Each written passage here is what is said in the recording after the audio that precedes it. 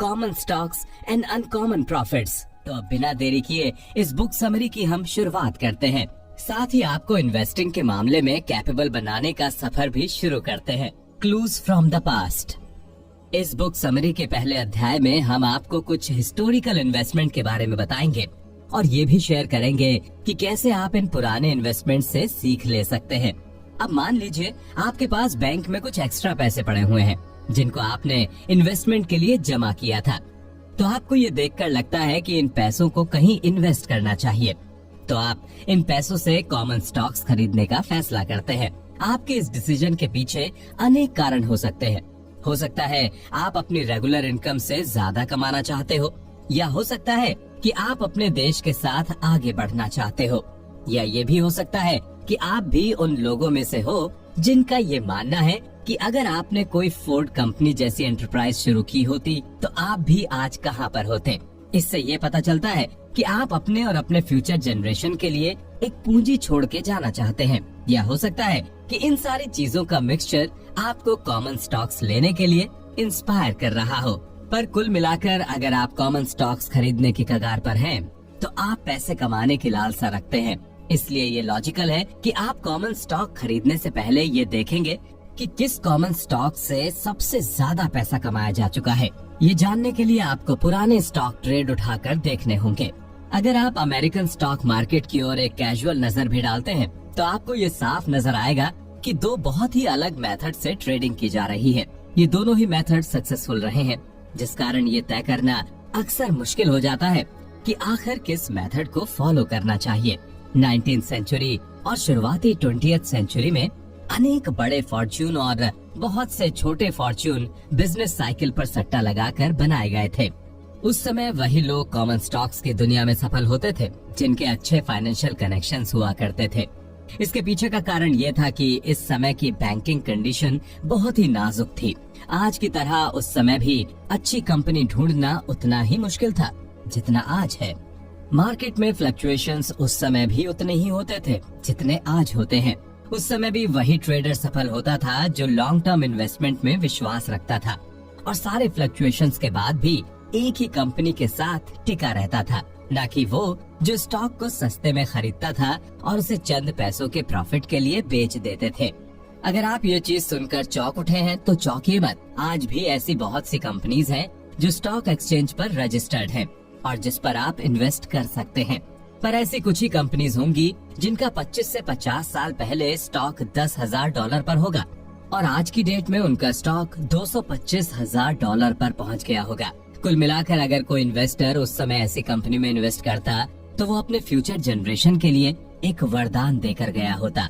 अगर आप सोच रहे होंगे कि हाँ, जिन्होंने उस समय इन्वेस्ट किया आज उनके बच्चे उस चीज का लाभ उठा रहे हैं, लेकिन क्या आज भी ऐसी कंपनी है जिन पर हम इन्वेस्ट करके ऐसा कुछ अपनी आने वाली पीढ़ी के लिए कर सकते हैं? इस प्रश्न का जवाब इतना सीधा नहीं है। इसको समझने के लिए आपको स्टॉक मार्केट और स्टॉक्स पर डिटेल्ड अटेंशन देनी होगी। आपको ये जानकर खुशी होगी कि आज के युग में इन्वेस्टिंग की अपॉर्चुनिटीज न केवल अच्छी हैं, बल्कि बेहतर भी हैं। इस चेंज का एक कारण आज का मैनेजमेंट सिनेरियो भी है। आज के युग में ये जरूरी नहीं है कि फैमिली बिजनेस फैमिली का कोई मेंबर ही संभालेगा, बल्कि अब व्यापार उसी को सौंपा जाता है जो उसके काबिल हो। अगर कोई कंपनी ऐसा करने से कतराती है तो उसके स्टॉक होल्डर उस कंपनी का साथ छोड़ देते हैं। अब कॉर्पोरेट वर्ल्ड में न केवल ओनर्स महत्व रखते हैं, बल्कि बाहरी स्टॉक होल्डर्स भी डिसीजन मेकिंग में बराबर का हक रखते हैं। यही कारण है कि आज के युग में टैलेंट को नेपोटिज्म से ज्यादा महत्व दिया जाता है। इस चेंज के अलावा एक और बड़ा चेंज जो कॉर्पोरेट मैनेजमेंट में आया है वो है कॉर्पोरेट रिसर्च और इंजीनियरिंग लेबोरेटरी में बढ़ावा। ये सुनकर आपको लग रहा होगा कि इससे स्टॉक होल्डर का क्या फायदा। तो इस बुक के लेखक के अनुसार इस नई रिसर्च ग्रुप ने कॉर्पोरेट मैनेजमेंट के साथ जुड़कर इन्वेस्टर्स के लिए एक सोने की खदान खोल दी थी। आज भी काफी इन्वेस्टर्स हैं जिनको इस बारे में बहुत कम नॉलेज है। इस रिसर्च बेस्ड इंडस्ट्रियलाइजेशन की शुरुआत 1920 में हुई थी, पर इसने तेजी एडोल्फ हिटलर के मिलिट्री पर्पस के कारण पकड़ी थी। एक सर्वे के अनुसार सन 1953 में प्राइवेट कंपनीज $3.7 बिलियन खर्च करती थी और वहीं सन 1956 में यह इन्वेस्टमेंट बढ़कर $5.5 बिलियन पहुंच गया और सन 1959 तक ये इन्वेस्टमेंट $6.3 बिलियन पहुंच गया था। इसके साथ ही अब कंपनीज के प्रॉफिट्स भी बढ़ने लगे थे, खासकर उन प्रोडक्ट से जो इस रिसर्च के बिना बन ही ना पाते। लेकिन रिसर्च वर्क के भी दो साइड्स थे। कई बार ऐसा होता था कि जिस प्रोडक्ट को बनाने में बहुत रिसर्च की गई या बहुत पैसा लगाया गया हो, और अगर वो फेल हो जाए तो कंपनी और शेयर होल्डर्स को भारी नुकसान का सामना करना पड़ता था। इस कारण स्टॉक होल्डर्स का कंपनी में इंटरफेरेंस जरूरी माना गया है, खासकर ये चेक करना कि प्रोडक्ट डेवलपमेंट की कॉस्ट ज्यादा तो नहीं जा रही है। रही बात ऐसी कंपनी ढूंढ पाने की जो फ्यूचर में चलकर बूम कर जाए, तो ये दोनों गुड लक और गुड सेंस की बात है। हो सकता है आपको कोई ऐसी कंपनी मिल जाए जो इस समय तो छोटी हो, लेकिन बाद में चलकर काफी बड़ी होने में सफल हो जाए। लेकिन ऐसी कंपनी को ढूंढना उतना ही मुश्किल है जितना भूसे के ढेर में सुई ढूंढना। पर इस काम को आप आसान कर सकते हैं अच्छी एनालिसिस करके।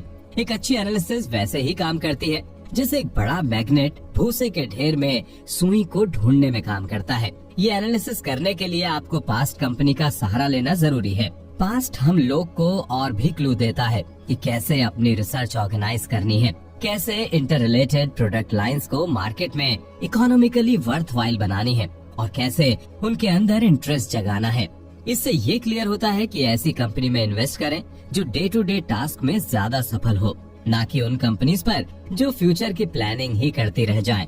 तो इस अध्याय से ये मिसकंसेप्शन तो क्लियर हो जाता है कि ऐसी कंपनीज नहीं बची है जो आगे जाके बड़ी बन जाएं, बल्कि अब तो इन्वेस्टमेंट की और अपॉर्चुनिटीज अवेलेबल हैं। स्कटलबट मेथड का इस्तेमाल। इस बुक समरी के पिछले अध्याय में हमने जाना कि आखिर कैसे हम पास्ट इन्वेस्टमेंट पर रिसर्च करके आज भी अच्छे इन्वेस्टमेंट कर सकते हैं। इस अध्याय में हम इस पर चर्चा करेंगे कि कैसे स्कटलबट मेथड का इस्तेमाल करके हम अच्छे इन्वेस्टमेंट के तरीके ढूंढ सकते हैं। लेकिन इस मेथड से आपको डायरेक्टली कोई ऐसी कंपनी नहीं मिलेगी जिसमें आप इन्वेस्ट करके बहुत ज्यादा प्रॉफिट कमा लें। इस मेथड को हर इन्वेस्टर इस्तेमाल तो कर सकता है, लेकिन किसी इन्वेस्टर के पास इतना समय नहीं है कि वो इस मेथड का इस्तेमाल करने के लिए खुद सारी रिसर्च करे। अगर वो इस टास्क में लग गया तो उसके पास इन्वेस्टिंग का टाइम ही नहीं बचेगा। इसमें बेसिकली इन्वेस्टर उस कंपनी की पूरी रिसर्च करता है। इस रिसर्च के लिए उसे वहाँ की इनर वर्किंग जानना बहुत जरूरी है। ये सब जानने के लिए किसी भी इन्वेस्टर के लिए बहुत जरूरी है कि वो एक अच्छा प्रोफेशनल एडवाइजर हायर करे। तब जाकर इन्वेस्टर ऐसी पोजीशन पर पहुंच पाएगा जब उसे समझ आए कि एडवाइजर और इस मेथड का उपयोग करने से उसे क्या फायदा हुआ है। जब कोई भी इन्वेस्टर इस मेथड का इस्तेमाल करना सीख जाता है तो वो खुद भी हैरान हो जाता है कि उसके पास कितने मौके आते हैं अच्छे इन्वेस्टमेंट करने के। वो भी बस इसलिए क्योंकि उसके इन्वेस्टमेंट एडवाइजर ने पहले ही सारा होमवर्क कर रखा है, जिससे इन्वेस्टर को ज्यादा प्रॉफिटेबल कंपनी में इन्वेस्ट करने का ही मौका मिलता है। इस तरीके के अलावा इन्वेस्टर चाहे तो बिना किसी फाइनेंशियल एडवाइजर को हायर करके खुद भी ये काम कर सकता है। स्कटलबट मेथड इस्तेमाल करने के लिए इन्वेस्टर को सबसे पहले एक बिजनेस ग्रेप वाइन बनानी पड़ेगी। इसका मतलब यह है कि जिस भी बिजनेस में वो इन्वेस्ट करने की सोच रहा है उस बिजनेस की थॉरो रिसर्च करनी पड़ेगी, जिससे एक चार्ट पर उस बिजनेस की स्ट्रेंथ और वीकनेस का पता लगाया जा सके। इसका पता कंपनी के शेयर होल्डर्स, पब्लिक ओपिनियन और यहाँ तक कि कंपनी द्वारा की गई लेटेस्ट रिसर्च से भी लगाया जा सकता है। अगर आप तब भी श्योर फील नहीं करते तो आप जिस कंपनी में इन्वेस्ट करने जा रहे हैं आप उसमें और उस कंपनी जैसी 5 और बड़ी कंपनीज में जाकर उनसे 5 इंटेलिजेंट प्रश्न पूछें जो उनके स्ट्रेंथ और वीकनेस के इर्द गिर्द ही होंगे। आपको खुद भी शौक लगेगा कि केवल कंपनी में जाकर बात करने से आपको कंपनी के बारे में कितनी नॉलेज मिल सकती है। इन 4 मेथड के अलावा अगर आप कंपनी के बारे में और इंक्वायरी करना चाहते हैं तो आप बोनांजा कंपनी की मदद भी ले सकते हैं। ये ग्रुप उस कंपनी के पुराने एम्प्लॉयज का होता है। इस ग्रुप से आप कंपनी के हर एक डर्टी सीक्रेट्स जान सकते हैं और वहाँ के वर्क एनवायरनमेंट के बारे में भी जान सकते हैं। लेकिन जरूरी नहीं है कि इस ग्रुप के द्वारा दी गई इन्फॉर्मेशन 100% करेक्ट हो सकता है वो लोग अपनी पुरानी कंपनी के खिलाफ बैड माउथिंग या अफवाह फैला रहे हों, जिस कारण आपको इनकी दी गई हर इन्फॉर्मेशन को डबल चेक और क्रॉस चेक दोनों करना पड़ता है, जो कि एक बहुत टीडियस टास्क साबित हो सकता है। लेकिन ये भी जरूरी नहीं कि हर सोर्स ऑफ इन्फॉर्मेशन को पिछली सोर्स ऑफ इन्फॉर्मेशन से मिलता जुलता होना चाहिए। ज्यादातर बड़ी कंपनीज की इन्फॉर्मेशन इतनी क्रिस्टल क्लियर होती है कि इन्वेस्टर पहले ही समझ जाता है कि क्या उसको इस कंपनी में इन्वेस्टिगेशन करनी चाहिए या नहीं। यदि उसे लगता है करनी चाहिए तो अधूरी इन्फॉर्मेशन को पूरा करने के लिए कंपनीज के ऑफिसर से बात करनी चाहिए। एक अच्छे इन्वेस्टर की यही पहचान होती है कि वो पूरी रिसर्च किए बिना किसी भी कंपनी में इन्वेस्ट करना सही नहीं समझता है। अब इन्वेस्टर जब जान जाता है कि किस कंपनी में इन्वेस्ट करना है, तो इसके बाद उसके सामने एक और चुनौती खड़ी होती है कि आखिर कौन से कॉमन स्टॉक्स उसे खरीदने चाहिए। 15 पॉइंट्स को ध्यान में रखें।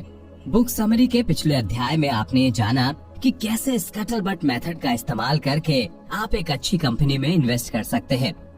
अब एक बार आप ये सीख गए तो आपको ये जानना भी जरूरी है कि आपको कौन से कॉमन स्टॉक्स खरीदने चाहिए। कोई भी कॉमन स्टॉक्स खरीदने से पहले आपको 15 पॉइंट्स का ध्यान रखना बेहद जरूरी है। अगर इन पॉइंट्स में से कुछ पॉइंट्स में एक कंपनी खरी नहीं उतरती है, तो एक बार को आप फिर भी ऐसे स्टॉक्स में इन्वेस्ट करने का रिस्क ले सकते हैं। परंतु अगर बहुत से पॉइंट्स पर असफल होती है, तो ऐसी कंपनी के स्टॉक्स खरीदने की आपको या किसी भी इन्वेस्टर को गलती नहीं करनी चाहिए। अब आपके मन में सवाल आ रहा होगा कि अगर स्कैटरबट मेथड पहले ही इस्तेमाल कर लिया गया है, तो इन 15 पॉइंट्स की क्या जरूरत है। तो लेखक आपको इस पर ये बताना चाहेंगे कि आप स्कैटरबट मेथड से एक कंपनी की क्रेडिबिलिटी के बारे में जान सकते हैं और क्या वो इन्वेस्टमेंट वर्दी है या नहीं, ये जान सकते हैं। लेकिन इन 15 पॉइंट्स की मदद से आप कंपनी और उसके किस स्टॉक में इन्वेस्ट करना है, ये जानने के काबिल बन सकते हैं। इनमें से कुछ पॉइंट्स तो कंपनी के बाहर के लोग ही सॉल्व कर पाएंगे और कुछ पॉइंट्स के लिए आपको कंपनी में काम कर रहे लोगों से इंक्वायरी करनी पड़ेगी। तो बिना देर किए हम आपको इन पॉइंट्स के बारे में बताते हैं, जिनका आपको कोई भी कॉमन स्टॉक इन्वेस्टमेंट करने से पहले ध्यान रखना होगा। इन 15 पॉइंट्स में सबसे पहला पॉइंट ये है कि क्या कंपनी के पास जो प्रोडक्ट्स या सर्विसेज हैं, उससे वो सफिशिएंट मार्केट कैप्चर करने में कैपेबल होगी और क्या वो कुछ सालों में एक बड़े लेवल पर अपना बिजनेस स्केल कर पाएगी। ये सवाल सबसे पहला इसलिए होना चाहिए क्योंकि एक बार में बड़ा प्रॉफिट कमाना किसी भी कंपनी के लिए बड़ी बात नहीं है, लेकिन उस सेल्स को मेंटेन करना और बढ़ाना ये बड़ी बात है। कुछ कंपनीज के साथ ये भी देखा गया है कि कुछ साल तो सेल्स हर साल बढ़ी, लेकिन एक पॉइंट पर आकर सेल्स स्टैग्नेट हो गई या रुक गई। इसका सबसे बड़ा एग्जाम्पल है रेडियो सेट मैन्युफैक्चरर्स, जिनको टेलीविजन के कमर्शियल डेवलपमेंट के बाद बहुत बड़ा झटका लगा था। ये इंडस्ट्री का नियम है, जो नई टेक्नोलॉजी मार्केट में जल्दी लाएगा वो उससे खूब प्रॉफिट कमाएगा। वहीं जो कंपनी पुरानी टेक्नोलॉजी पर रुकी रह जाएगी, उनकी ग्रोथ रुक जाएगी। यही कारण था कि रेडियो की सेल्स जो एक समय में हर साल तेजी से बढ़ रही थी, पर अब उनकी सेल्स हर साल गिरती जा रही है। जो कंपनी ईयर टू ईयर मुनाफा शो कर पा रही है, उसी में इन्वेस्ट करना फायदेमंद होता है, ना कि उन कंपनीज में जो फ्लूक या तुक्के से प्रॉफिट कमा लेती हैं। जो कंपनी दसियों सालों से प्रॉफिटेबल रही हैं, वो दोनों लकी और काबिल हैं। कुछ कंपनी काबिल हैं इसलिए फॉर्चुनेट हैं, और कुछ कंपनी फॉर्चुनेट हैं इसलिए काबिल हैं। दोनों में से जो कंपनी काबिल है वो हमेशा फॉर्चुनेट कंपनी से लॉन्ग रन में आगे निकल जाती है। लेकिन दोनों ही टाइप की कंपनी में मैनेजमेंट का रोल सबसे बड़ा होता है। अगर मैनेजमेंट अच्छा है तो एक फॉर्चुनेट कंपनी जो काबिल ना भी हो, वो भी बदलते समय के साथ काबिल बन जाती है। दूसरा पॉइंट जिसका एक इन्वेस्टर को ख्याल रखना चाहिए वो है, क्या मैनेजमेंट के अंदर नए प्रोडक्ट्स या प्रोसेसेस बनाने और कंटिन्यू रखने का डिटर्मिनेशन बाकी है या नहीं। ये सवाल तब करें जब खासकर उनके करंट प्रोडक्ट लाइन अपनी फुल पोटेंशियल पर पहुंच चुकी है। ऐसी कंपनीज जो एक ही प्रोडक्ट या प्रोडक्ट लाइन पर पूरे तरीके से डिपेंडेंट हो जाती हैं, वो अक्सर लॉन्ग रन में प्रॉब्लम्स फेस करती हैं। ऐसी कंपनीज के मैनेजमेंट को लगता है कि जब उनका एक प्रोडक्ट सफल हो चुका है तो उसी को बस इम्प्रूव करके पब्लिक को बेचते रहना चाहिए। लेकिन ऐसे ही मैनेजमेंट के कारण कंपनी डूब जाती है, क्योंकि ये कंपनी रिसर्च और डेवलपमेंट में उतना खर्च नहीं कर रही होती जितना जरूरी है। तो इन्वेस्टर को कोई भी स्टॉक खरीदने से पहले ये जान लेना बहुत जरूरी है कि क्या वो जिस कंपनी में इन्वेस्ट कर रहा है, उस कंपनी के अंदर कुछ नया बनाने का जुनून बाकी भी है, या फिर वो जहाँ पहुँच गए हैं उससे संतुष्ट हो चुके हैं। जो कंपनी जहाँ पर है, अगर वहाँ पर वो संतुष्ट है, तो ऐसी कंपनी बिल्कुल भी इन्वेस्टर के लिए फायदेमंद साबित नहीं होगी। इस दूसरे पॉइंट के अलावा तीसरा पॉइंट जिसका हर इन्वेस्टर को ध्यान रखना चाहिए वो है कि कंपनी के साइज के हिसाब से उनके R&D एफर्ट्स कितने इफेक्टिव हैं। इस तीसरे पॉइंट पर ध्यान देना जरूरी इसलिए हो जाता है क्योंकि इससे साफ पता चल जाता है कि कंपनी रिसर्च एंड डेवलपमेंट में इन्वेस्ट करने के बाद प्रॉफिटेबल है भी या नहीं। ऐसी बहुत सी पब्लिक कंपनीज हैं जो R&D में तो बहुत पैसा लगा देती हैं, पर उससे उन्हें उतना फायदा होता नहीं है। तो ये देखना बहुत जरूरी है कि क्या कंपनी के मैनेजमेंट को अपनी कैपेबिलिटी पता है और क्या इन्वेस्टमेंट करते वक्त उनके पैर जमीन पर रहते हैं। जितनी लंबी चादर उतने ही पैर फैलाने चाहिए। ये कहावत रिसर्च की दुनिया में बिल्कुल फिट बैठती है। अगर कंपनी अपने साइज से ज्यादा रिसर्च में इन्वेस्ट कर रही है या फिर कंपनी अपने साइज के मुकाबले कम इन्वेस्ट कर रही है, तो ऐसे में दोनों को ही लॉन्ग रन में लॉस का सामना करना पड़ेगा। किसी भी कंपनी का नया प्रोडक्ट तब ही सक्सेसफुल माना जाता है जब वो अपनी रिसर्च की कॉस्ट भी रिकवर कर पाए और प्रॉफिट भी कमा सके। जो भी कंपनी ऐसे प्रोडक्ट्स बनाने में सफल है, वो लॉन्ग टर्म में भी सेम मैनेजमेंट में उतनी ही सफल रहेगी। चौथा पॉइंट जिसका एक इन्वेस्टर को ध्यान रखना चाहिए वो ये है कि क्या कंपनी के पास एक अबव एवरेज सेल्स ऑर्गेनाइजेशन है। इस चुनौती भरे युग में ये देखना बहुत जरूरी है कि किस कंपनी की सेल्स टीम ज्यादा बेहतर है। अगर किसी भी कंपनी या उसकी मैनेजमेंट को ये लगता है कि उनके प्रोडक्ट्स ऑटोमेटिकली बिक सकते हैं, तो ये उनकी सबसे बड़ी गलतफहमी है। हर कंपनी को एक अच्छी सेल्स टीम की जरूरत होती है जो लोगों को उनके प्रोडक्ट्स या सर्विसेज के बारे में ठीक से बता पाए, जिससे उनकी कंपनी और उनके ग्राहकों के बीच एक बॉन्डिंग बनना पॉसिबल हो। इसी कारण इस किताब के लेखक का कहना है कि हर सक्सेसफुल कंपनी अपनी सेल्स टीम पर विशेष ध्यान देती है, क्योंकि लॉन्ग टर्म ग्रोथ के लिए एक स्ट्रॉन्ग सेल्स आर्म जरूरी है। पांचवा पॉइंट जिसका एक इन्वेस्टर को ध्यान रखना चाहिए वो ये है कि क्या उनका प्रॉफिट मार्जिन मतलब भर का है या नहीं। ये पॉइंट तो कोई भी व्यक्ति जिसकी मैथमेटिकल एनालिसिस स्ट्रॉन्ग है वो समझ जाएगा कि बिजनेस में प्रॉफिट तभी है जब सेल्स अच्छी है, और अगर सेल्स अच्छी है तो प्रोडक्ट में प्रॉफिट मार्जिन भी अच्छा होना चाहिए। जो कंपनी शुरुआत में लो प्रॉफिट मार्जिन पर बेचती है, वो भी कुछ समय बाद अपने प्रोडक्ट का प्राइस बढ़ाकर अपने प्रॉफिट मार्जिन बढ़ा लेती है। वहीं जो कंपनीज अपने प्रॉफिट मार्जिन स्केल के अकॉर्डिंग नहीं बढ़ाती हैं, वो इवेंचुअली प्रॉफिटेबल नहीं रहती हैं। इसके पीछे का कारण बहुत सिंपल है। जैसे कंपनी बड़ी होगी वैसे ही उसकी कॉस्ट ऑफ रनिंग भी बढ़ती जाएगी। इसलिए लेखक के हिसाब से एक इन्वेस्टर को कभी भी ऐसी कंपनी में इन्वेस्ट नहीं करना चाहिए जो मार्जिनल प्रॉफिट पर वर्क करती हो। इन्वेस्टर को हमेशा से ही उन कंपनीज में प्रॉफिट ज्यादा होगा जिनके प्रोडक्ट में मार्जिन अच्छा हो, वरना लो प्रॉफिट और मार्जिनल कंपनीज में पैसे डूबने के चांसेस बढ़ जाते हैं। इस पॉइंट के अलावा 6 पॉइंट जिसका एक इन्वेस्टर को दिमाग में रखना चाहिए वो ये है कि कंपनी ऐसा क्या कर रही है जिससे उनका प्रॉफिट मार्जिन मेंटेन या इम्प्रूव हो रहा है। इस सवाल को सुनकर आपको लग रहा होगा कि अगर प्रोडक्ट सक्सेसफुल है तो प्रॉफिट मार्जिन मेंटेन और इम्प्रूव करना आसान होगा, लेकिन ऐसा नहीं है। जब भी आप किसी कंपनी के स्टॉक को खरीदते हैं तो हो सकता है उस समय कंपनी का वो प्रोडक्ट सक्सेसफुल हो, लेकिन ओवर द टाइम उस प्रोडक्ट का क्रेज मार्केट से खत्म हो जाए। तो ये बहुत जरूरी हो जाता है कि कंपनी कॉन्स्टेंटली अपने प्रोडक्ट्स को एंगेजिंग और अट्रैक्टिव करने में लगी रहे। साथ ही कंपनी को लेबर और रॉ मटेरियल्स की कॉस्ट को भी ध्यान में रखना बहुत जरूरी होता है। इसके साथ ही टैक्सेस में भी हर साल बदलाव के कारण बिजनेस रनिंग कॉस्ट बढ़ जाती है। तो इन सबको मैनेज करने के लिए एक कंपनी को प्रॉपर प्लानिंग करना महत्वपूर्ण है। लेकिन आप सोच रहे होंगे कि कंपनी के इस प्लानिंग का इन्वेस्टर को कैसे पता चलेगा? तो इसका जवाब ये है कि इसका जवाब ढूंढने के लिए एक इन्वेस्टर को स्कटलबट मेथड अप्लाई करना होगा। इसका पता इन्वेस्टर कंपनी के टॉप एग्जीक्यूटिव से ही लग सकता है। अगर कंपनी के पास इन सब सवालों का कंस्ट्रक्टिव जवाब है तो ऐसी कंपनी इन्वेस्टर के लिए बहुत प्रॉफिटेबल साबित हो सकती है। इन 6 पॉइंट्स के अलावा किसी भी कंपनी में इन्वेस्ट करने से पहले आपको 7वें पॉइंट का सबसे ज्यादा ध्यान रखना चाहिए। वो ये है कि क्या इस कंपनी की कोई लेबर या पर्सनल रिलेशनशिप आउटस्टैंडिंग तो नहीं है। बहुत से इन्वेस्टर्स को ऐसा लगता होगा कि लेबर और कंपनी के बीच का रिलेशनशिप इतना मायने नहीं रखता है, लेकिन ये एक बहुत बड़ा मिसकंसेप्शन है कि इससे कंपनी को फर्क नहीं पड़ता है। अगर किसी भी कंपनी के लेबर उससे खुश ना हो तो इसका सीधा असर कंपनी की प्रोडक्शन पर पड़ता है। अगर लेबर खुश ना हो तो स्ट्राइक एक कॉमन सिनेरियो बन जाती है। अगर कोई कंपनी या उसका मैनेजमेंट अपने वर्कर्स का प्रॉपर ध्यान नहीं रखते हैं या अपने लेबर को पैरों की धूल समझते हैं तो ऐसी कंपनीज अपने इन्वेस्टर्स को भी कुछ खास नहीं समझते हैं। इसलिए कंपनी का ये बैकग्राउंड देखना भी एक इन्वेस्टर को देखना जरूरी हो जाता है। इसके अलावा इसी से मिलता हुआ 8वां पॉइंट भी है जिसमें इन्वेस्टर को ये देखना चाहिए कि उस कंपनी के रिलेशन अपने एग्जीक्यूटिव से कैसे हैं। अगर लो लेवल लेबर से रिलेशनशिप मेंटेन रखना इम्पोर्टेंट है तो एग्जीक्यूटिव लेवल पर रिलेशन मेंटेन करना तो और जरूरी है। अब आप सोच रहे होंगे कि ये तो बड़ी सिंपल सी बात है और हर कंपनी ही अपने एग्जीक्यूटिव से बना कर रखती होगी। आखिर यही लोग तो होते हैं जो हर फैसला लेते हैं। अगर ये लोग साथ में कंपनी को लेकर ना चलें, तो कोई भी वेंचर बिखर सकता है।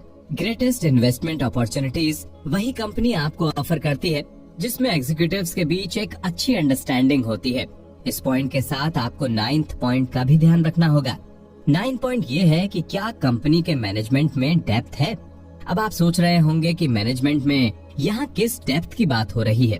अब मान लीजिए आप किसी छोटी कॉर्पोरेशन में इन्वेस्ट करने जा रहे हैं, तो जाहिर सी बात है वहाँ का की या मेन पर्सन कोई एक ही होगा। हो सकता है वो अपने अंडर सब कुछ बहुत अच्छे से मैनेज कर रहा हो, लेकिन गॉड फॉरबिड अगर उस व्यक्ति को कुछ हो जाता है तो उस कंपनी का डेली वर्क कौन संभालेगा। इस समय जो पॉइंट 8 में डिस्कस किया वो बहुत जरूरी हो जाता है। एग्जीक्यूटिव क्लाइमेट मेंटेन करना ऐसी सिचुएशन में बहुत जरूरी हो जाता है।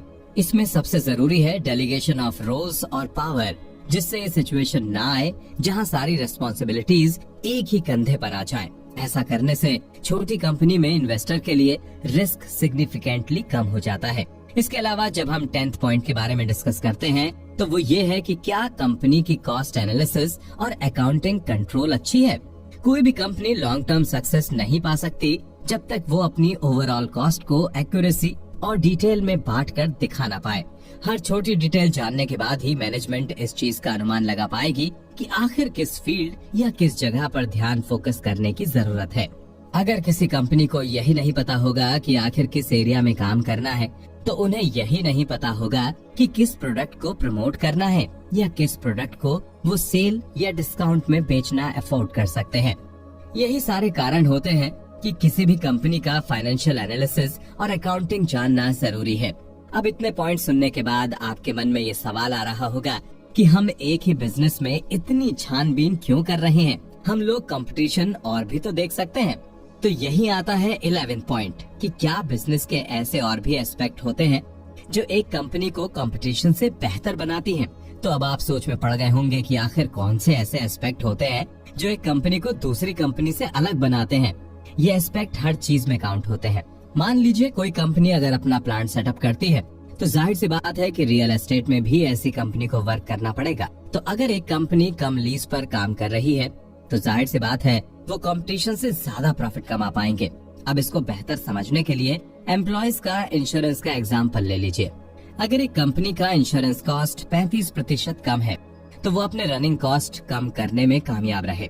साथ में इन्वेस्टर को ये भी ध्यान देना पड़ता है कि जिस कंपनी में वो इन्वेस्ट करने जा रहा है, क्या उसके प्रोडक्ट्स पेटेंट प्रोटेक्टेड हैं। इससे ये कंफर्म होता है कि कोई दूसरी कंपनी उसके प्रोडक्ट्स को कॉपी नहीं कर पाएगी।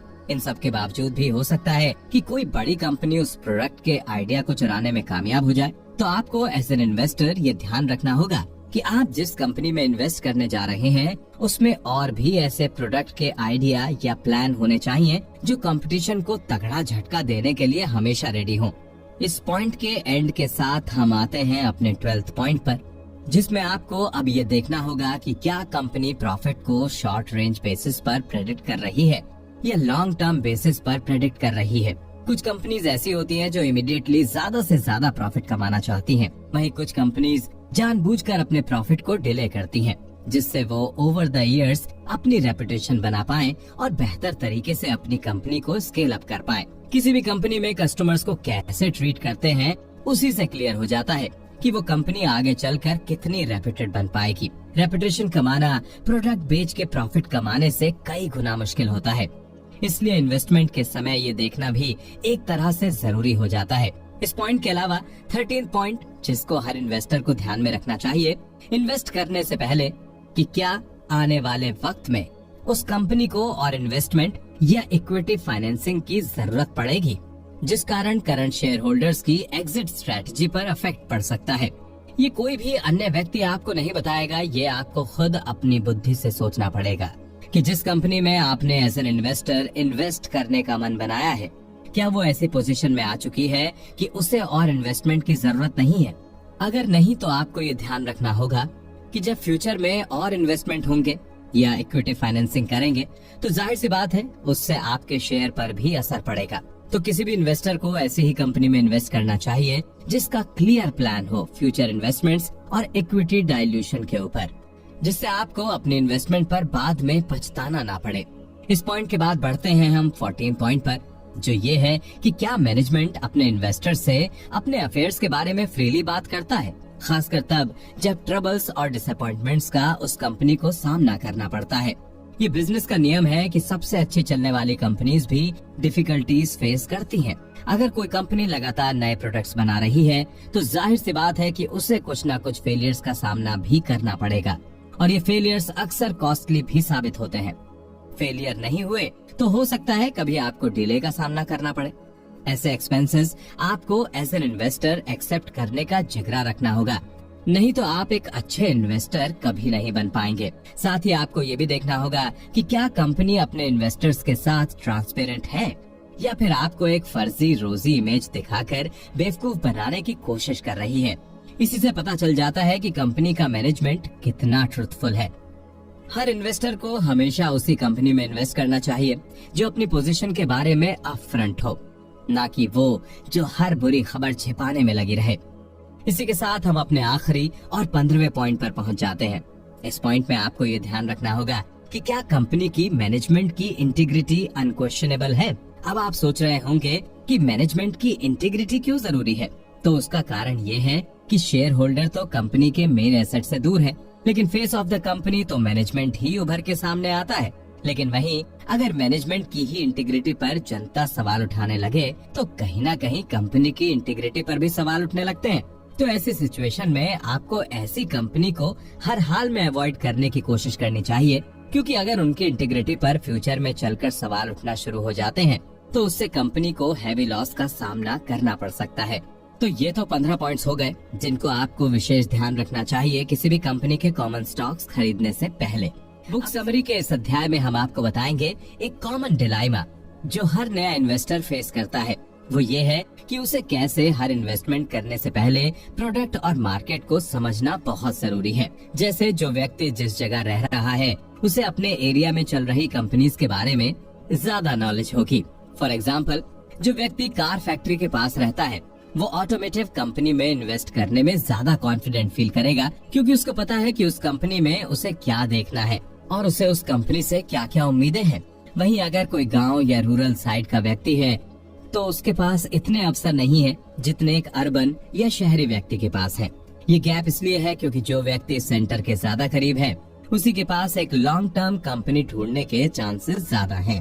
तो अब आप सोच रहे होंगे कि नॉलेज नहीं है तो क्या हुआ, हम एक एक्सपर्ट को हायर कर लेंगे जो हमको गाइड कर सके कि हम किस कंपनी में इन्वेस्ट कर सकते हैं।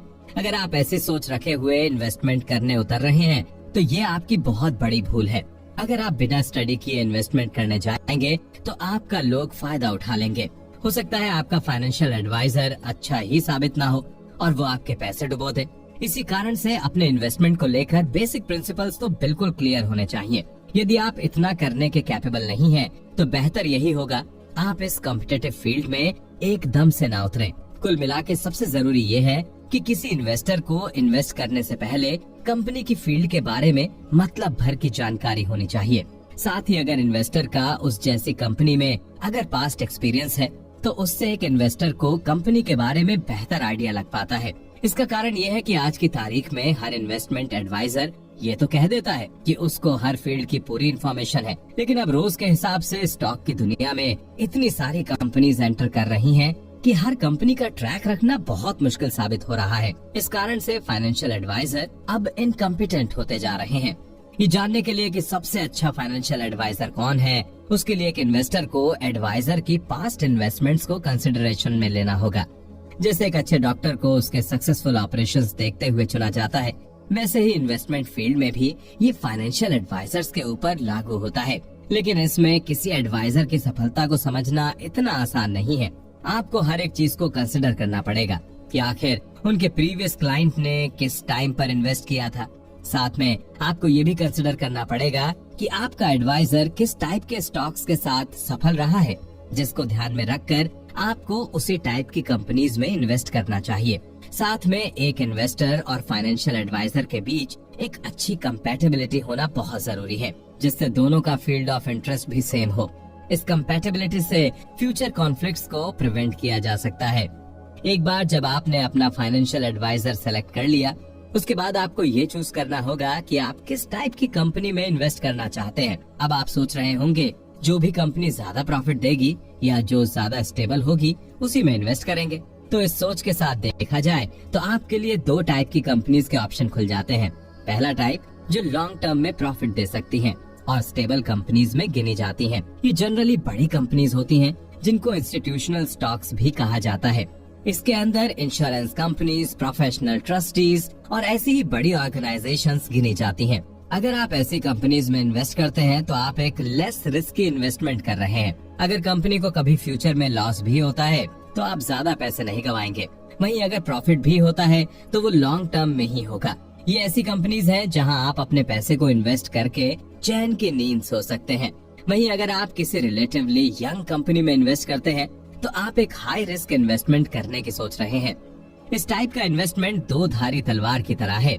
या तो इससे आपको लॉन्ग टर्म में 1000 गुना प्रॉफिट होगा, लेकिन वहीं अगर आपका ये इन्वेस्टमेंट चूक गया या गलत साबित हुआ तो ये इन्वेस्टमेंट आपकी इन्वेस्टमेंट लाइफ की सबसे महंगी मिस्टेक भी साबित हो सकता है। ऐसी कंपनीज में अक्सर वही इन्वेस्ट करते हैं जो रिस्क टेकर्स होते हैं और जो ये चाहते हैं कि वो नेक्स्ट बड़ी कंपनी के साथ एक यंग स्टेज पर जुड़ जाएं। कंपनी के टाइप चूज करने के बाद आपको फिर ये एनालिसिस करना होगा कि आप किस तरह के इन्वेस्टर हैं। क्या आप एक बड़े इन्वेस्टर हैं जो मिलियंस ऑफ डॉलर इन्वेस्ट कर सकते हैं, या आप एक छोटे इन्वेस्टर हैं जो स्टॉक्स में इन्वेस्ट सिर्फ कुछ एक्स्ट्रा कमाई के लिए कर रहे हैं। आप में से ज्यादातर लोग जो इस बुक समरी को सुन रहे हैं वो एक छोटे लेवल से स्टार्ट करके बड़े लेवल पर पहुंचने की उम्मीद करने में से एक हैं। तो एक छोटे इन्वेस्टर को हमेशा कुछ दिक्कतों का सामना करना पड़ता है, जैसे कि क्या उसके ऐसे सर्कमस्टेंसेस हैं कि जब सही समय है तब वो इन्वेस्ट कर पाए, या फिर वो बड़ा रिस्क लेकर नई कंपनी के स्टॉक्स में पैसा लगा सकता है। तो इन सब का सामना करने के लिए एक छोटे इन्वेस्टर को हर इन्वेस्टमेंट करने से पहले 10 बार विचार करना चाहिए। वहीं अगर उसने हर कंपनी सही चुनी और उसकी किस्मत भी सही रही तो एक छोटे इन्वेस्टर को मीडियम लेवल के इन्वेस्टर के लेवल में पहुंचने में समय नहीं लगता है। अब आप सोचेंगे कि मैंने इसमें किस्मत का जिक्र क्यों किया। आप चाहे कितनी भी अच्छी कंपनी सेलेक्ट कर लें या फिर आप कितनी भी अच्छी इन्वेस्टमेंट कर लें, लेकिन अगर इन्वेस्टमेंट की दुनिया में आपकी टाइमिंग और किस्मत ने साथ नहीं दिया तो आप इस फील्ड में कभी भी आगे नहीं बढ़ सकते हैं। इसके अलावा चाहे इन्वेस्टर छोटा हो या बड़ा हो, अगर वो ये चाहता है कि कुछ सालों में उसकी इनकम बढ़ जाए तो उसको ये चीज ध्यान में रखनी चाहिए कि इन 35 सालों में ऐसी बहुत सी स्टडीज और रिसर्च में ये पाया गया है कि जो कॉमन स्टॉक्स हाई यील्ड पर खरीदे जाते हैं या जो लो यील्ड डिविडेंड पर भी खरीदे जाते हैं, उन दोनों की ही ग्रोथ कंसंट्रेटेड है। ये दोनों स्टॉक 5 से 10 साल के बाद ही सिग्निफिकेंट रिटर्न देने के कैपेबल होते हैं। इससे ये क्लियर होता है कि ग्रोथ स्टॉक्स न केवल यील्ड में इंक्रीज करते हैं, साथ ही वो ओरिजिनल इन्वेस्टमेंट से ज्यादा डिविडेंड रिटर्न प्रोवाइड करते हैं। आसान भाषा में कहा जाए तो ग्रोथ स्टॉक्स अपने इन्वेस्टर्स को एक अच्छा रिटर्न देता है और साथ ही उनका सेलिंग प्राइस भी बढ़ जाता है। तो आशा है कि बुक समरी के इस अध्याय से आपको क्लियर हो गया होगा कि आपको किस टाइप के फाइनेंशियल एडवाइजर को चुनना चाहिए, किस टाइप की कंपनीज में इन्वेस्ट करना चाहिए और साथ ही आपको किस टाइप के स्टॉक खरीदने चाहिए। स्टॉक्स कब खरीदें? इस बुक समरी के पिछले चैप्टर्स में आपने स्टॉक्स और कंपनीज के बारे में जाना कि आपको किस टाइप में इन्वेस्ट करना चाहिए। अब इस अध्याय में हम बात करेंगे कि आखिर आपको स्टॉक्स कब खरीदने चाहिए। अब आप सोच रहे होंगे कि क्या समय भी मैटर करता है? अगर हमारा स्टॉक इन्वेस्टमेंट सही है तो वो प्रॉफिट ही देगा। इससे थोड़ी ना फर्क पड़ेगा कि आज हम इन्वेस्ट करते हैं या कल इन्वेस्ट करते हैं। अगर एक इन्वेस्टर को एक अच्छा स्टॉक मिल गया है तो वो कल या आज की क्यों सोचेगा, वो तो तुरंत स्टॉक खरीद लेगा। क्यों? तो इसका जवाब इतना सीधा नहीं है। इन्वेस्टमेंट अक्सर इन्वेस्टर के ऑब्जेक्टिव पर डिपेंड करता है, साथ ही उसके टेम्परामेंट के ऊपर भी। अब चलिए स्टॉक मार्केट से रिलेटेड ही एक एग्जांपल इस बुक के लेखक आपको बताना चाहेंगे। सन 1929 में ऐसी कई एंटरप्राइजेस अमेरिका में थीं जो अगर सब कुछ सही रहता तो 25 साल में इन्वेस्टर्स को मोटा प्रॉफिट देने के काबिल थीं। लेकिन कुछ साल बाद जब मॉडर्न फाइनेंशियल हिस्ट्री में सबसे बड़ा स्टॉक मार्केट क्रैश हुआ तो उससे सारे कैलकुलेशन पूरी तरह से बिखर गए थे। उस समय स्टॉक मार्केट की हालत इतनी खराब हो गई थी कि बहुत सी पब्लिक कंपनीज डूब गई थीं और साथ ही काफी इन्वेस्टर्स बर्बाद हो गए थे। इसी कारण किसी भी कंपनी में इन्वेस्ट करने से पहले आपको दुनिया भर की स्थिति को भी ध्यान में रखना चाहिए। जो भी लॉन्ग टर्म इन्वेस्टर होता है वो ऐसी चीजों को हमेशा ही दिमाग में रखता है। तो अब आप सोच रहे होंगे इसके अलावा और क्या ऐसे कर सकते हैं कि स्टॉक खरीदने की टाइमिंग बिल्कुल परफेक्ट हो। तो इसके लिए इन्वेस्टर को एक कन्वेंशनल मेथड को फॉलो करना पड़ता है। इस मेथड में इन्वेस्टर को बड़े इकोनॉमिक डेटा की स्टडी करनी पड़ती है। इस इकोनॉमिक डेटा की मदद से ही एक इन्वेस्टर ये अनुमान लगा सकता है कि एक कंपनी का शॉर्ट टर्म और मिड टर्म बिजनेस गोल क्या होगा। जो और भी सोफिस्टिकेटेड या एक्सपीरियंस्ड इन्वेस्टर होंगे वो इसकी मदद से फ्यूचर में कंपनी के बारे में ओपिनियन बनाने के भी काबिल हो जाएंगे। अगर इन्वेस्टर की इस फोरकास्ट में कोई भी कमी या शंका सामने नहीं आती है तो एक इन्वेस्टर के लिए ये सही समय होगा ऐसी कंपनी का स्टॉक खरीदने के लिए। लेकिन वहीं अगर कोई शंका या काले बादल बनते दिखाई दें तो इन्वेस्टर की भलाई इसी में होगी कि वो ऐसी कंपनी के स्टॉक्स में अपना पैसा ना इन्वेस्ट करे। आपको ये सुनने में तो ये काम या मेथड बहुत आसान लग रहा होगा और आप में से कुछ तो ये भी सोच रहे होंगे कि जब ऐसा मेथड पहले से अवेलेबल है तो लोग अपना पैसा स्टॉक मार्केट में कैसे हार जाते हैं। तो इस बुक समरी के द्वारा मैं आपको लेखक के द्वारा कही गई एक बात बताना चाहूँगा। लेखक का इस मेथड के लिए साफ मानना ये है कि ये मेथड सिर्फ थ्योरी में सक्सेसफुल है पर असल जिंदगी या इन्वेस्टमेंट की प्रैक्टिस में पूरी तरह से अनरीजनेबल है। इसका कारण ये है कि आज के ह्यूमन नॉलेज के करंट स्टेट में सभी अपनी अपनी फोरकास्ट और प्रेडिक्शन करने की कोशिश करते हैं जिसमें सही होने के चांसेस बहुत कम होते हैं। कुछ लोग इन प्रेडिक्शंस के लिए टेक्नोलॉजी का सहारा लेते हैं लेकिन फिर भी किसी का भी अनुमान 100% सही नहीं होता है। हो सकता है आज से 5-10 साल बाद ऐसी टेक्नोलॉजी आ जाए जिससे एक्यूरेटली पता चल जाए कि एक समय बाद स्टॉक के प्राइसेस कहाँ होंगे, लेकिन फिर भी ऐसी टेक्नोलॉजी कभी नहीं आ सकती जो बिजनेस में स्टॉक्स की वैल्यू प्रिसाइजली बता सके। लेखक का मानना है कि बिजनेस में इकोनॉमिक्स की ह्यूमन नॉलेज उतनी ही है जितनी केमिस्ट्री की नॉलेज हमें मिडिल एजेस में थी। उस समय की केमिस्ट्री भी उतनी ही क्रूड और मिस्टीरियस थी जितनी आज की डेट में बिजनेस की इकोनॉमिक्स है। आज की डेट में भी इस विषय के बारे में इतनी कम नॉलेज होने के बावजूद भी एक इन्वेस्टर या आप भी एक एक्यूरेट गैस कर सकते हैं कि कंपनी के स्टॉक्स फ्यूचर में किस दिशा में जाएंगे। लेकिन ऐसे प्रेडिक्शन अगर 10 लोग से करवाए जाए तो किसी एक का उसमें सही निकलेगा। एक टिपिकल इन्वेस्टर तो जीता और कमाता ही इन इकोनॉमिक फोरकास्ट के भरोसे है। कोई भी बड़ा इन्वेस्टर ये फोरकास्ट खुद से नहीं करता है बल्कि वो इसके लिए लोगों को हायर करता है जिनका यही काम होता है कि वो इन्वेस्टमेंट के लिए सेलेक्टेड कंपनीज का फोरकास्ट बनाए। लेकिन लेखक आपको इस तरीके से वार्न करना चाहेंगे, जिस इन्वेस्टर की डिपेंडेंस की आदत बहुत पड़ जाती है उसके लिए अपने बल पर इन्वेस्टमेंट करना बहुत मुश्किल हो जाता है। अगर आप में से भी कोई ऐसा इन्वेस्टर है तो लेखक आपको वर्ल्ड वॉर 2 के बाद से छपी ई कॉमर्शियल एंड फाइनेंशियल क्रॉनिकल पढ़ने की सलाह देते हैं। चाहे इन्वेस्टर कोई भी साल की ये किताब पढ़े उसे इतना जरूर समझ आ जाएगा कि ऐसा जरूरी नहीं कि सबका व्यू पॉइंट एक कंपनी को लेकर एक ही जैसा हो। जो भी इन्वेस्टर ये बुक पढ़ता है वो इस चीज से जरूर हैरान होता है कि कितनी बार आपस में एक्सपर्ट के ओपिनियंस ही मैच नहीं करते हैं। अब आप सोच रहे होंगे कि इन्वेस्टर के पास ऑप्शन ही क्या रह जाता है। वो कैसे जान सकता है कि सही समय इन्वेस्टमेंट का क्या है, या वो जान भी सकता है या नहीं। तो इसका जवाब ये है कि एक इन्वेस्टर 2 एस्पेक्ट या नजरिए से बिजनेस को जज कर सकता है। पहला तो ये कि वो नए प्रोडक्ट के बनने के टाइम साइकिल पर पूरी तरीके से डिपेंडेंट नहीं हो सकता है। इसका कारण ये है कि अगर वो किसी एक चीज पर इतना डिपेंडेंट हो जाता है तो वो सही डिसीजन नहीं ले पाएगा और वो एक सपने या अनफिनिश्ड प्रोडक्ट पर इन्वेस्टमेंट का डिसीजन ले लेगा। इससे हो सकता है उसे फ्यूचर में लॉस उठाना पड़े। दूसरा एस्पेक्ट ये हो सकता है कि वो ऐसी कंपनीज में इन्वेस्ट करे जिनका मैनेजमेंट वेल बैलेंस्ड और प्रोफेशनल हो। इससे एक इन्वेस्टर को ये फायदा रहता है कि उसको कभी भी कंपनी के प्रोडक्ट में डिले नहीं मिलता है। इसके साथ ही काम भी स्मूथली और एफिशिएंटली चलता रहता है। अब राइट टाइमिंग को बेहतर समझने के लिए हम आपको 2 ऑप्शन प्रोवाइड करेंगे। इसमें कंपनी की 2 स्थिति होंगी जिनके डिफरेंट प्रोस और कॉन्स हैं। पहले ऑप्शन में मान लीजिए एक कंपनी है जिसका रिलेशन अपने वर्कर्स और अपने एग्जीक्यूटिव्स के साथ बहुत अच्छा है, लेकिन उनके नए प्रोडक्ट ने उतनी मार्केट कैप्चर नहीं की जितनी उन्हें उम्मीद थी। तो इस सिचुएशन को सुधारने के लिए कंपनी ने एक प्लान बनाया, पर उस प्लान को इफेक्ट में लाने में समय लगा और तब कंपनी का स्टॉक बाइंग पॉइंट ए पर पहुंच गया। इस प्लान के चलते 1.5 साल के लिए लेबर के सारे बेनिफिट्स खत्म कर दिए गए, जिसके चलते वर्कर्स ने 2 बार स्ट्राइक कर दी, जिससे कंपनी का प्रोडक्शन कम हो गया और ये फाइनेंशियल वर्ल्ड में खबर फैल गई कि इस कंपनी की लेबर सिचुएशन बद से बदतर होती जा रही है, जिस कारण कंपनी के स्टॉक एकदम से गिर गए।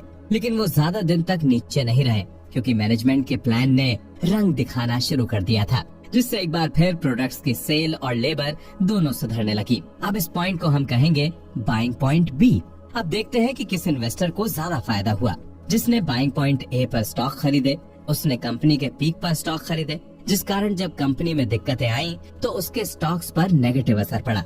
वहीं जिस इन्वेस्टर ने बाइंग पॉइंट बी पर खरीदा, उसने एक तरह से राइजिंग कंपनी का स्टॉक खरीदा, जिस कारण उसका प्रॉफिट बाइंग पॉइंट ए वाले इन्वेस्टर से बेहतर होगा। इसी कारण किसी भी कंपनी का स्टॉक खरीदते हुए प्रॉपर रिसर्च और प्रॉपर टाइमिंग एक बहुत बड़ा रोल प्ले करती है, वरना आप सही कंपनी चूज करने के बाद जल्दबाजी में इन्वेस्टमेंट करने के चक्कर में राइट टाइमिंग मिस कर सकते हैं। तो ये तो बात हो गई आपको कब स्टॉक खरीदने चाहिए। अब ये भी जानना उतना ही जरूरी है कि आपको स्टॉक कब बेचने चाहिए, या बेचने भी चाहिए या नहीं। तो इसके कब बेचना चाहिए और कब नहीं।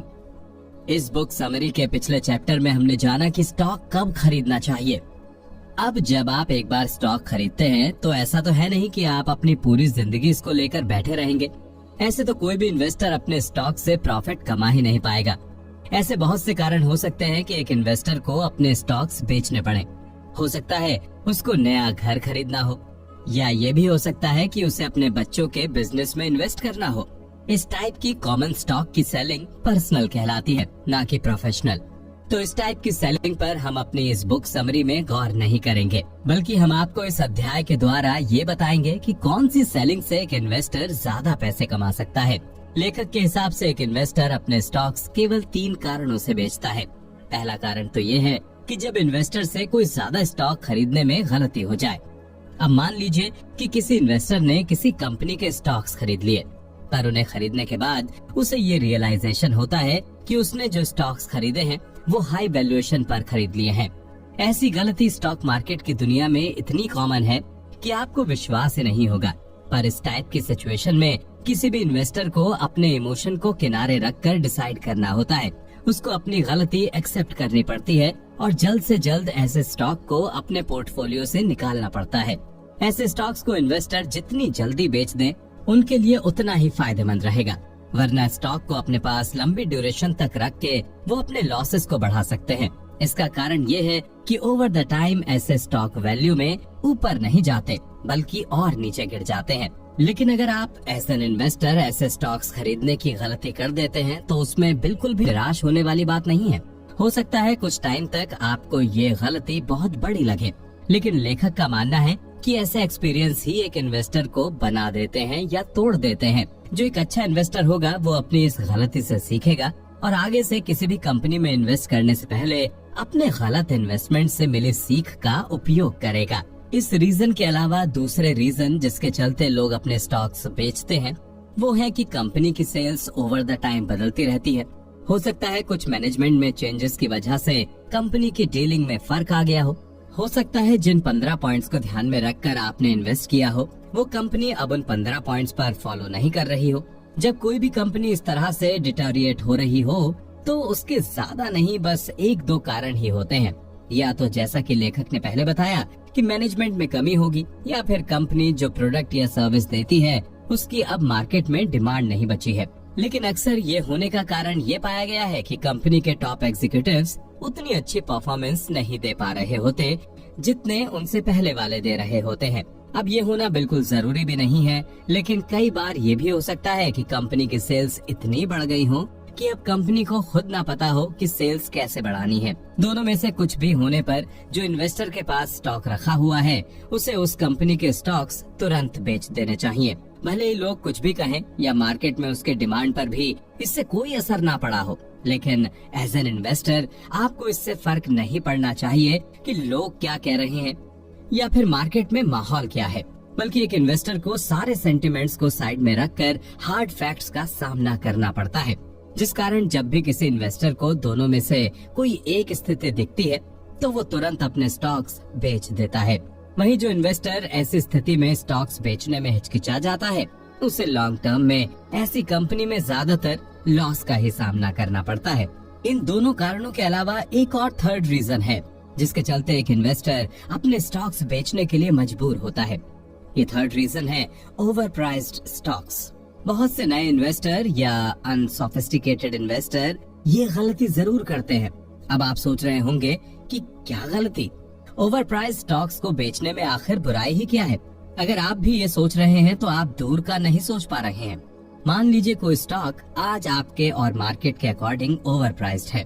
इसके साथ ही वो स्टॉक आपके पास रखा हुआ है, तो आप भी जल्दबाजी में इस स्टॉक को इंस्टेंट प्रॉफिट के लिए बेच देते हैं। इससे आपको मोमेंटरली प्रॉफिट तो मिल जाएगा, लेकिन वही मान लीजिए कि उस स्टॉक के प्राइस नीचे आए ही नहीं और बढ़ते रहे, जिससे एक तरह से देखा जाए तो आपको लॉन्ग टर्म में लॉस हो जाएगा। लेकिन अब आप ये सोच रहे होंगे कि आखिर ये पता कैसे लगाया जाए कि किसी कंपनी का स्टॉक ओवर प्राइस्ड है या नहीं।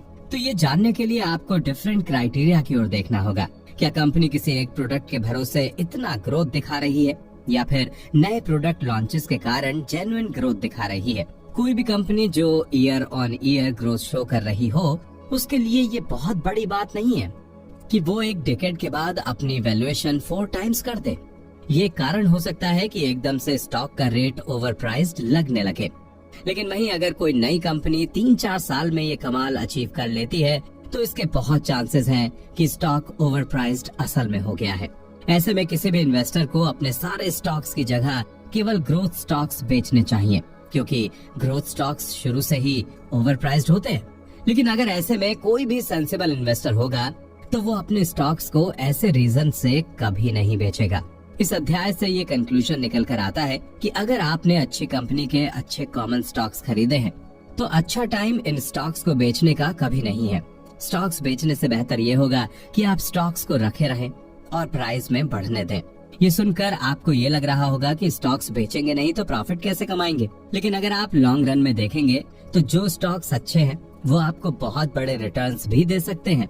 अब डिविडेंड्स का खेल, इस अध्याय में हम आपसे शेयर करेंगे कि कैसे डिविडेंड्स को सरल भाषा में समझा जा सकता है। डिविडेंड्स एक ऐसा शब्द है जिसका जिक्र होते ही हर इन्वेस्टर या ट्रेडर के हाथ पैर फूल जाते हैं, लेकिन इसका सिग्निफिकेंस और इम्पोर्टेंस किसी भी स्टॉक में बहुत होता है। इसी कारण डिविडेंड्स को लेकर मार्केट में हमेशा एक कंफ्यूजन का माहौल रहता है। कोई डिविडेंड को एक तरीके से बताता है तो कोई डिविडेंड को कम्प्लीटली डिफरेंट डायरेक्शन में ले जाता है। अगर कोई भी कॉर्पोरेशन डिविडेंड पे नहीं कर रही है या कम अमाउंट में करती आ रही है, तो इससे स्टॉक होल्डर्स को ज्यादा दिन खुश नहीं रख पाएगी। वहीं अगर कंपनी अपने स्टॉक होल्डर्स के लिए डिविडेंड पे कर देती है या बढ़ा देती है, तो ये स्टॉक होल्डर्स के लिए खुशी की बात होती है। वहीं अगर डिविडेंड को किसी कारणवश रिड्यूस या एलिमिनेट कर दिया जाता है, तो उससे स्टॉक होल्डर के लिए एक अनफेवरेबल डिसीजन माना जाता है। अब ये सब सुनने के बाद आप भी कुछ हद तक कंफ्यूज हो गए होंगे। तो सरल भाषा में इसका मतलब ये होता है कि जितनी बार भी कोई कंपनी अपने डिविडेंड को बढ़ाने की जगह अपनी कंपनी में ही रिटेन या री इन्वेस्ट करती रहेगी, उतना ही शेयर होल्डर्स के स्टॉक्स पर नेगेटिव इफेक्ट पड़ेगा। कुछ केसेस जिनमें कंपनी डिविडेंड बिल्कुल ही रिड्यूस कर देती है, तब शेयर होल्डर्स के स्टॉक की वैल्यू पर भी असर पड़ता है, जिससे उसका प्रॉफिट शेयर कम हो जाता है। ऐसे करने के पीछे कंपनी एग्जीक्यूटिव्स की ये रीजनिंग होती है कि वो बिजनेस के लिए पैसा इकट्ठा करके रखना चाहते हैं, जिससे उन्हें एक सेंस ऑफ सिक्योरिटी मिली रहे।